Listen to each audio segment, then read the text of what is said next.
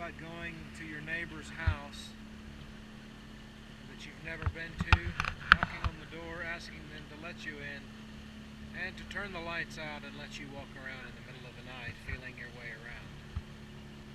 It was a very strange and surreal experience, but yet one that I shall never forget.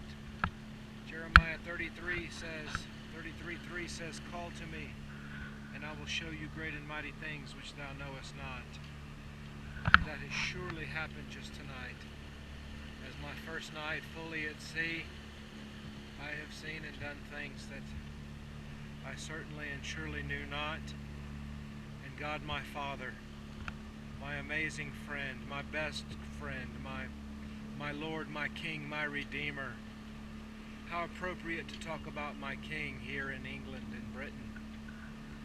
In front of me, you can see in the silhouette there, it's called the Island of Man, the Isle of Man. And we are heading due south on our way to my brother and friends in Penman Mawr, Ron Wyndon. I hope they're receptive, and I hope I'm not being presumptuous.